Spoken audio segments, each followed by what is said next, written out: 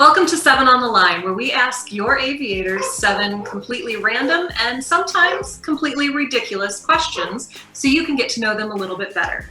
Today we have with us number 21, Ian Ladner. Welcome, Laddie. Hey, Sonia. Thanks for having me on. I'm really excited.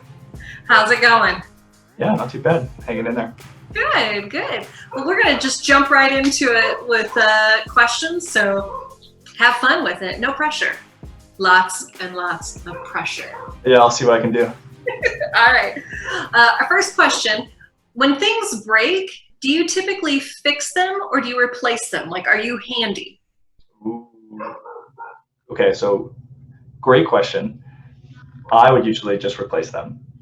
But for context, I guess I'll rewind a little bit. I live with 4 wonderful other frisbee players. 3 of them are Growlers, our rivals, which makes things a little interesting. We share a little bit of trash talk from time to time, quite nicely. Makes it more fun. Yeah, exactly. So I live with Sam Fontaine, Aiden Hall, and Will Turner. I also live with Audrey Brown of Los Angeles Astra. I want to give her a shout out too. But Will and I have been really good friends for quite a long time now. And so I think the most accurate answer to your question would be that I would usually replace things, but because I live with Will and he is ridiculously handy, then Will usually fixes them for the both of us. I'm sure I contribute to our friendship in some other meaningful way. He'll have to fill in the gap on that, I'm sure. But yeah, so replacing, but living with someone who's nice enough to fix them for me. That's convenient. That's helpful. Yeah, he's okay, you know? I mean, he has his uses. Exactly. But he'll let him stay as long as he keeps fixing things. Exactly. Yeah, we're actually in the middle of moving to a new place, just the 2 of us right now. So wow. Hopefully that was a sweet enough answer that he'll be good for the next year.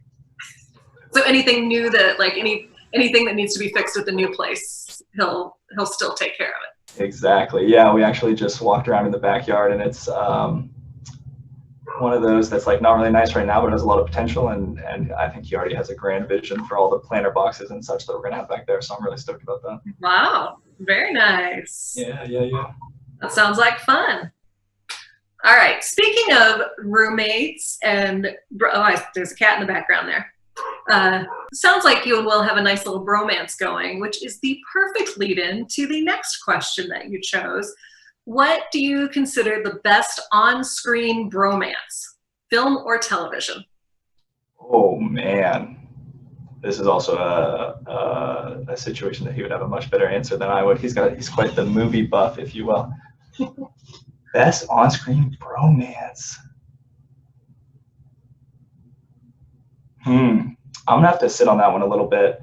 One that immediately comes to mind, which is a favorite movie of mine, is it's not quite a bromance, but the relationship in Hitch between Will Smith and the actor that I will never remember his name. I just really love the way they play off of each other. So that is where my mind went off the cuff. But I would consider that a bromance. That's Kevin Smith, not Kevin Smith. Kevin Costner. Oh, that's going to drive me crazy too. Yeah. This is a great point where Lance will edit in the real answer right here, and I'll be like, "Oh yeah, him. That's perfect." He had that TV show where he was married to Leah Remini. Yeah, I am infamously bad with character names and quotes, which is great because all the other people in my house are like big movie buffs and can name like pop culture like this, and so I do a lot of just really aggressive nodding when we get on the subject, and That sounds fair. I think that Kevin and Will's characters in Hitch is a good bromance. They've inspired like 95% of my dance moves, so at the very least, they've impacted me in a positive way. Oh, we will definitely have to do an Aviators dancing video compilation just so we can see some of those dances. Oh, absolutely. You know, like the Q-tip, that's coming to an end zone celebration in 2021 or whenever. I cannot wait to see that. Oh, I mean, just this, I feel like a good thread going with these questions. Our next one is, what is the weirdest thing a guest has ever done in your house? Oh, man. Well, for the viewers who don't know, I went to the University of California, Santa Barbara. I lived all years on campus, including a couple of years in Isla Vista, which is the college town right next door to campus. And the kind of spiritual motto for maybe the student population or the undergrad population at UC Santa Barbara is kind of work hard, play hard. And so without going too into detail, I would say there's probably quite a few things that have happened in my house during the nightlife and socializing of Ivy that would qualify as weird and et cetera, et cetera. So maybe I'll just leave it at that. But I mean, if you hang out with frisbee players, there's always going to be something very totally weird. Yeah, and frisbee players and Ivy is really like the perfect intersection of weird on weird. So yeah, all sorts of good shenanigans. Maybe the 7 on the Line After Dark series, we can chat about that. All right, we'll keep it family friendly this time. All right. Next one's a little more random, but what would be the worst buy one, get one free sale? Wow. It really is like times like this where I would wish I was way more quick-witted, because I guarantee I'll have a really funny answer about 10 minutes after we hang off this call. What do you need only one of?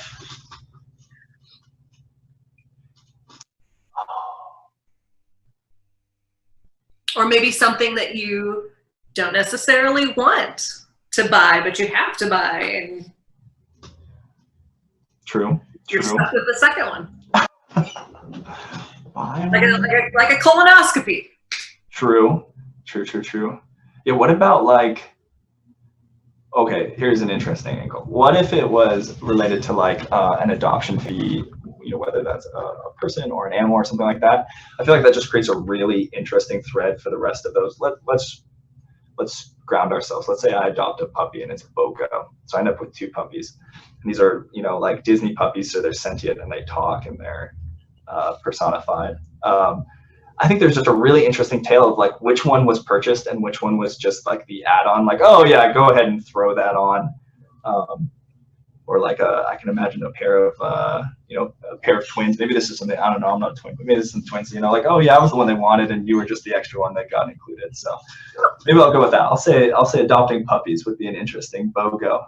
Only from that narrative perspective, probably is great from a financial perspective. And I know if I was getting BOGO on puppies, I'd be stoked about it. So I was going to say, me too. That would not be a problem for me. I'd be right. Like, I'll take 4 of them, and you can wonderful. Buy one, get one, 20 free is probably the ideal world. Just take the whole shelter. Yeah, exactly. I think I'm just going to end up not answering any of these questions and just going off on a ridiculous angle, but we'll do with what we can. It works. All right.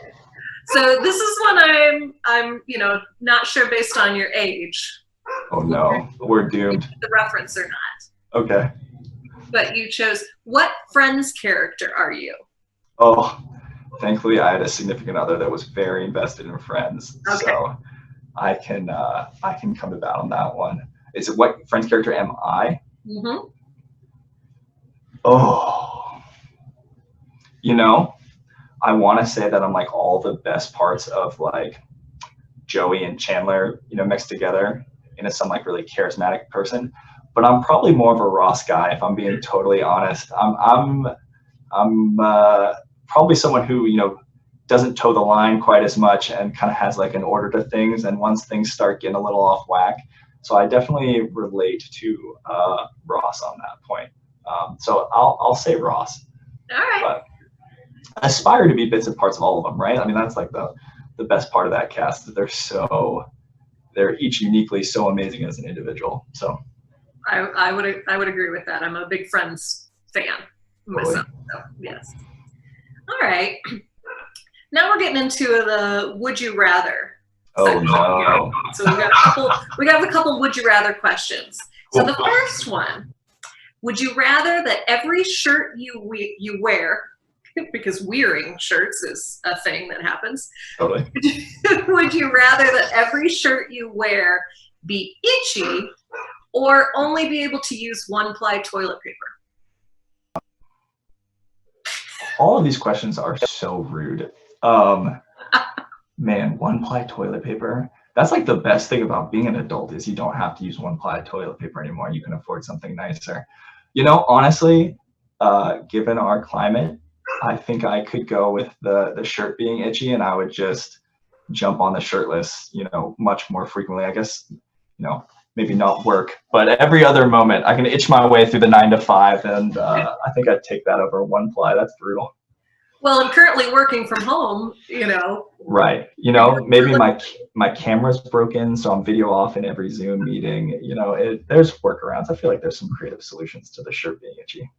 All right. So you're choosing high quality toilet paper over. Yeah. Until I'm adult enough that, you know, once bidets become a big thing, you know, maybe then I would change my answer. But I'm like currently in that tweener stage where I'll take my high quality TP. Gotcha. All right. That's a good answer. All right, the next one, which is actually your last question. Would you rather have a constantly runny nose or constantly dry eyes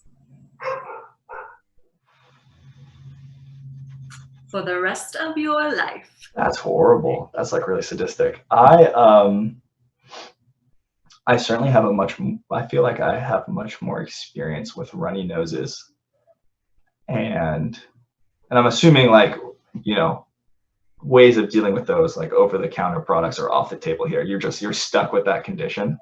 That's your burden to bear. You know, I spend way too much time in my current job staring at a computer screen that I feel like if I had dry eyes, I would be absolutely miserable. So I have less experience with dry eyes, so I'm a little tempted to pick it as like the grass is greener phenomenon. But I think I'll take runny nose because, yeah, oh man, dry eyes just sounds horrible. I have like intensely sensitive eyes. I was the child who fought my mother in this case in every family picture scenario where, you know, the sun might even be kind of like askew off angle, and I would have to be like, count to three, I'll open them. And I think 75% of our photos is me, you know, maybe this at best. So I'll take the runny nose and keep my eyes as they are. And let's be honest, you chose the quality toilet paper, so you're going to have plenty of that around. Yeah, exactly. They work together. Yeah, it'll be like 4-ply with aloe and all sorts of wonderful stuff. I'll be taken care of. That's a great point. Excellent. All right. Well, Laddie, that was your 7 questions. You're 7 on the line. Made it. I think I was only embarrassing on like 6 of those. So yeah, no, that was super fun. I really appreciate you having me on, and I'm glad you could join us. Thank you fun. So much, and have a great night. Yeah, you too. Nice chatting with you.